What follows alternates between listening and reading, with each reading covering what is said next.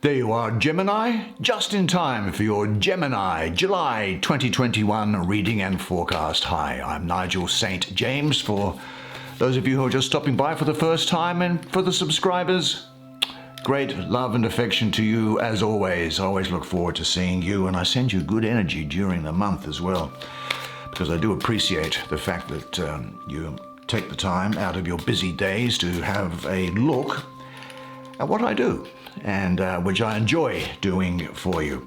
Now, Gemini, let's have a look to see what there is in store for you. This deck, incidentally, I got directly from an artist, a woman, a lady in, I think it was San Francisco. I just can't recall, some time ago.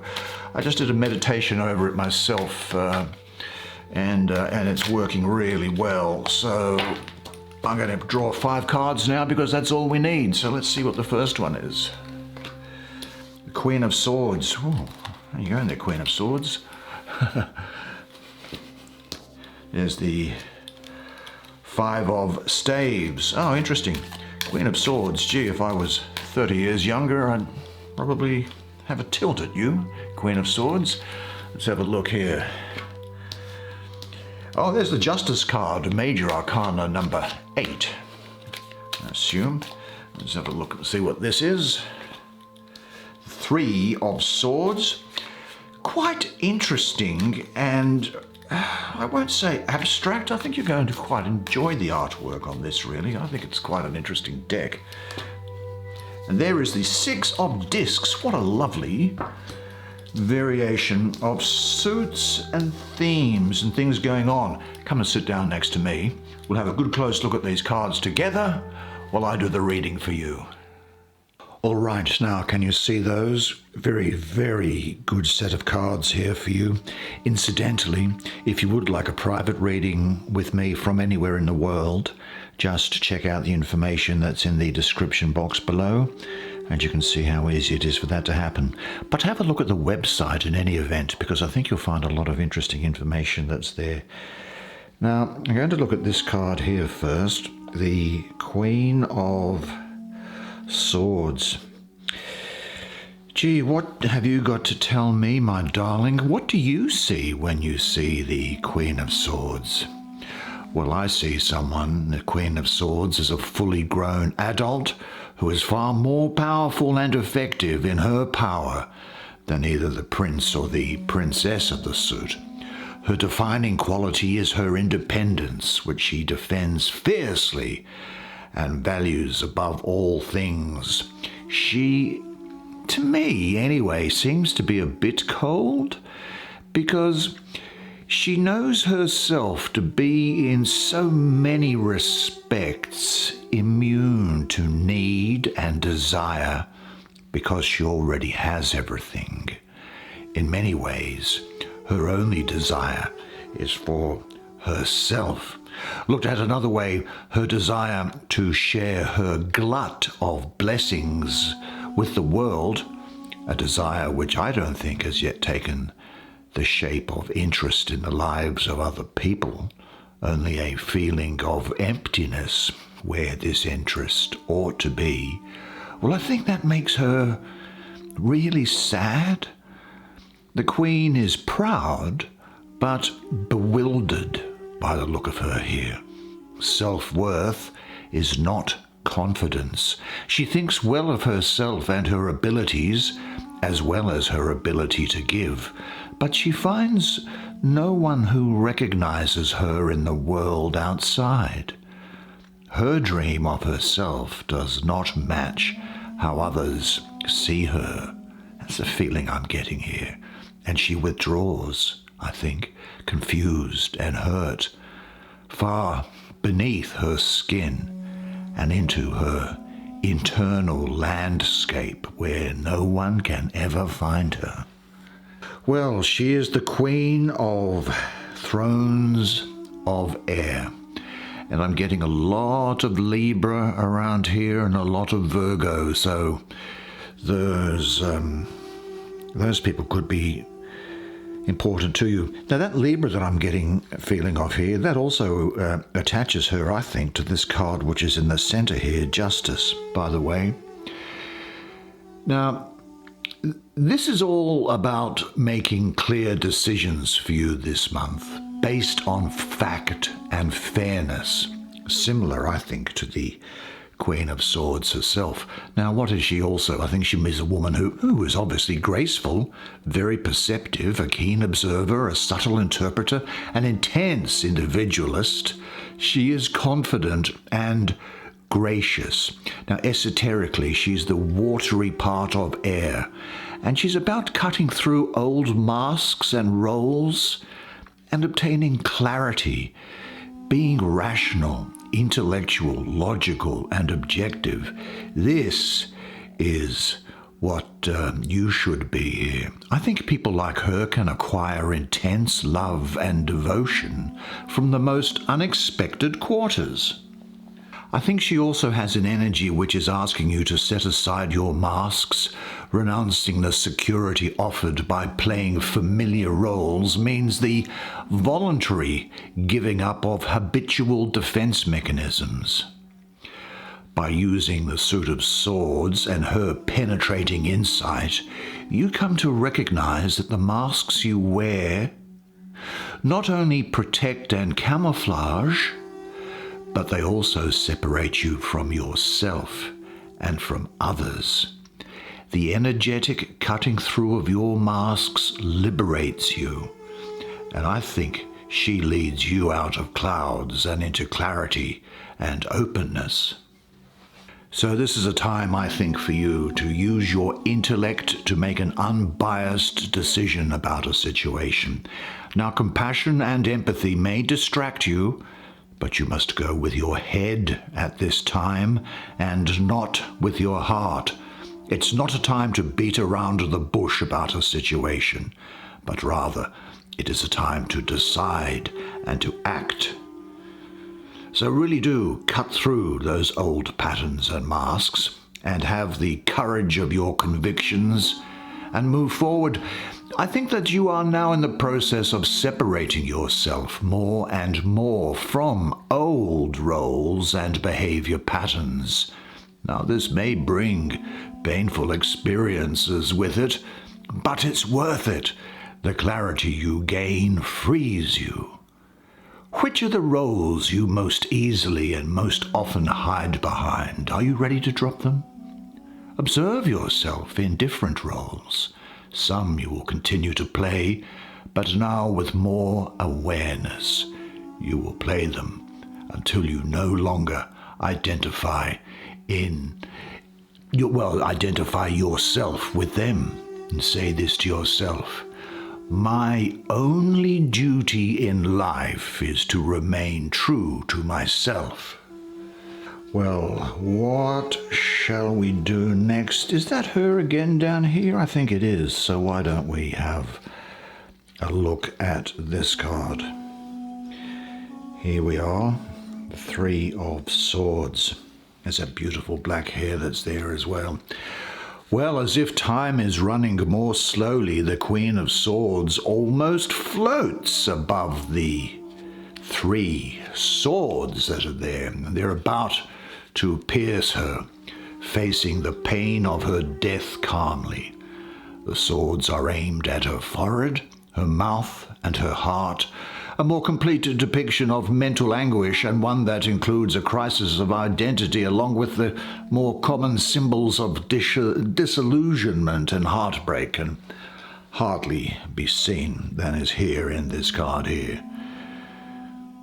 The cracked towers, though, behind the figure of the woman, they begin to sprout tree seedlings. The city is in the process of disintegration and reclamation by biological life, which urge on the erosion of human constructs. This queen, and I'll continue to call her the queen, is armed with the revelation that her pain has a purpose, and this knowledge helps her face her own suffering without flinching or turning away. Now, the astrology, for me, of this card, placed where it is, says a lot about what is going on. Because it is, for me here, Saturn in the second decan of Libra, 3rd to the 12th of October. Now, Saturn is exalted in Libra, and so we might expect really good things. But with this number 3 here, I have a mystical association with Saturn as well. So we have a double dose of Saturn. And Saturn, well, very often in its lowest form, is about limits, restrictions, time, form, and formality. And in the suit of swords, well, the suit of swords generally can be especially difficult. So what we're talking about here is, with Saturn in Libra, perhaps some worries that you might have, some doubts, a lack of clarity, a bit of a heaviness, maybe tension in a three-sided relationship. Saturn is a strict teacher, and it makes all impurities visible, blocking all comfortable avenues of escape. The lesson to be learned here is no less than the mastery of care and worry. A brooding, distrustful outlook must be recognized clearly as negative energy which separates you from your origins. Now, this card can also relate to a tension-loaded, three-sided relationship and is attempting in some way, I think, to explode or destroy it. This situation usually demands clear decisions. And didn't she speak to you that this was a time to make clear decisions? And you must make them, because any attempt to avoid making them causes sorrow and worry. Now, it may be the case that at some stage during a month you have a bit of grief or a bit of worry or a bit of heartache. And these are all parts of being alive. Maybe sorrow over past hurts, losses, or separation. A melancholy mist may appear one morning and remain with you during the day. It could be some fear, unhappiness, or a longing to be whole. Thoughts of sorrow is what this is about. Particularly, I think, maybe it's a reference here to past patterns that you can mentally recognize. It indicates that you may not have released patterns or events from the past that are currently producing sorrow. And as I say, it is also often, and in this position here, a symbol of triangular relationships. This card, however, is a summons to make a clear, unequivocal decision. Only in this way can the lost balance, that's that Libra aspect, be regained. What decisions are difficult for you to make or face? And remember always that every problem contains its own solution. There is something else here that wants to be said, and it is that your joy is your sorrow unmasked. And the self-same well, the well with the water in it, it's that self-same well from which your laughter rises, was very often filled with your tears. And how else can it be? The deeper that sorrow carves into your being, the more joy you can contain.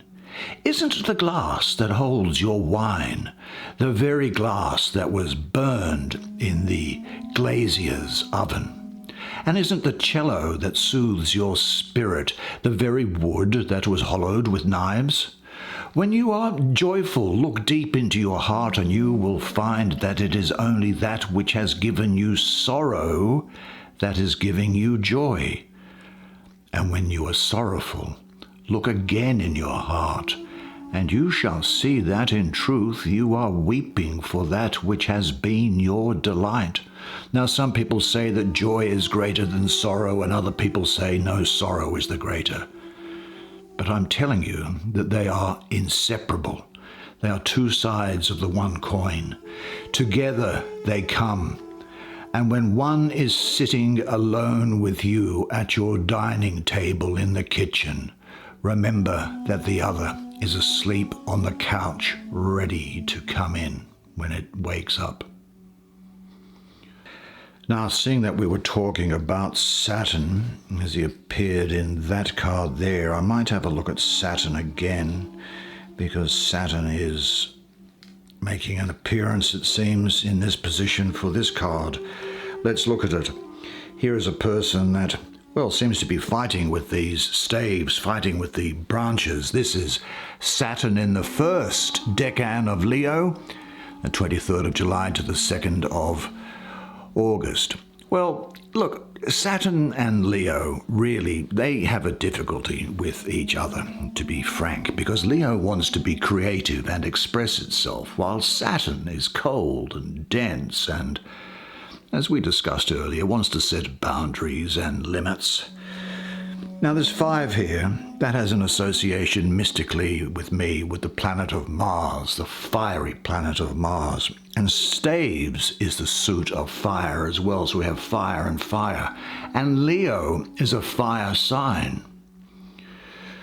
So what we have here is we have an astrological discord, because Saturn is coming along and wants to dampen down all of this fire. So we're talking about restriction, perhaps an unfulfilled desire. The energy of this card, I think, signifies a general condition in which the creative power of the lion, of Leo, is blocked by Saturn. Now, because the free flow of energy is greatly restricted, it has begun to stagnate. And this concentrated charge of energy strives vainly to find a possibility for expression. Life becomes a burden, you might think. You might also find that you are in the middle of a conflict, right? Or some tension, or a competition. And it is impacting on your ability to move forward with your goals. Sometimes, of course, conflict can be really positive, as in brainstorming. Conflict also makes you better, makes you improve yourself. Now, this card in this position often points to competition with people who have, or a person who has very similar qualities, looks, or experience that you do. And you may not have had to face the fire of competition before, but now you will learn what it means and what it requires. This card also encourages understanding of differences between cultures, between people's backgrounds and opinions, and it makes you more rounded and wise. You know, in this situation, the danger of just resigning yourself is great. Saturn reminds you that all things must be taken care of step by step. But don't let yourself be overwhelmed. Always look again to the flames of the suit, which burn on despite impediments. When you draw this card, as you have done, it is a sign that you are ready to face the situation and do something about it. So ask yourself, what insurmountable obstacles seem to stand between you and the realization of your goals? How does that mountain of duties and tasks which stands before you look right now? Go step by step. Take everything a little easier. And say to yourself, I am more and more capable now of expressing my feelings and my creativity in my work, social, and private lives. All right, now we'll have a look at justice. This is such a good card coming up for you, by the way, to finish off with. But let's have a look at this one first. Gee, what an interesting painting that is, isn't it? Very interesting painting indeed. Justice is the pattern of cause and effect that organizes time, karma, in other words, karma. The mermaid that you can see there and the legged fish See how that fish has got some legs growing out of it? That represents emotion, the driving force behind desire. And it's as if these two are both in the perpetual cause and effect dance. Half of each belongs to the other. They are simultaneously making love and making war. In a sense, this card signifies the basic interface between the self and the outside world, the cognitive loop in which you express intention or respond to an outside event or force of will, and the world responds, and you respond, and so on. Well, here, the fish wants its missing tail, and the girl wants her missing legs. Each is incomplete, as we, as mortal creatures, are forever incomplete, chasing our own survival from the beginning to the end of our short lives. Justice is about the beginning of desire, about the basic motivations that bring you into intimate interaction with your environment, even about the exploration of the self in seeking feedback from the ever-responsive world around you. Now, as for the girl who's in this card, what I call her is the daughter of the Lords of Truth, the ruler of the balance. This is Venus ruling Libra with Saturn exalted. Now, Libra emphasizes the energy of this card is all about balance and equilibrium as well. This is talking about self-control, really. That's the major implication here. Now, also, I think there is some justice going to become for you in a material and moral sense. It's also about perhaps the suspension of action, pending a decision. You know how this girl was telling you before that you needed to make a clear decision? You should say, by making a clear decision, it's not reacting straight away. So this is also talking about the suspension of action. It's a fascinating picture of balance, this card. Fascinating. The predominant colors are that blue. Blue is the color of spiritual and intellectual power, such as thinking, ideas, wisdom. And then there's like little areas of green which are starting to make their way through as well, which is a color of creativity, the power to put ideas into action. I think the powers of thought are directed towards and put into contact with her life and how things are going to go for her, just as they will for you. This is really a summons to you to avoid all extremes in your daily life. This may refer to emotional disturbances in relationships or at work or in some creative activity or in dealing with money. Total centeredness and inner balance are needed if the great new ideas arising now are to bear fruit. From a position of balance, everything develops in a balanced way, in its place, given its appropriate value. Now, the storms of life throw you out of balance again and again. The constant change between being centered and uncentered is the process which teaches you to be more conscious from moment to moment in order to retain that inner peace and clarity when you find it. So this is saying to you, pay attention to those situations in your daily life that tend to throw you off balance. Discover the conditions under which you find harmony again. And carry this quality with you more and more as you move through your daily activities. What helps you reach your center and to stay there? What happens when you lose your center? Say this to yourself: I am balanced and centered. I honor my word. I value being truthful even in difficult situations. The abundance and beauty of nature is a reflection of my own beauty and nature, and I am at rest in my own center. Finally, let's have a look at this Six of Discs, which is the Lord of Material Success, you'll be pleased to know. This is the moon ruling the second decan of Taurus. Well, the moon is exalted in Taurus, which is a good sign. But the moon is transient in nature, meaning that success may be short-lived.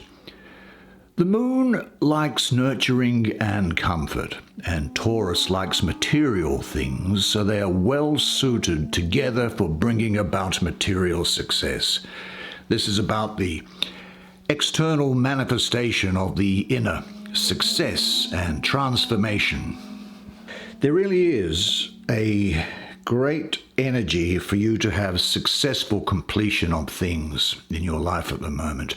There's also generosity around here, paying it both ways, maybe even receiving a financial boost.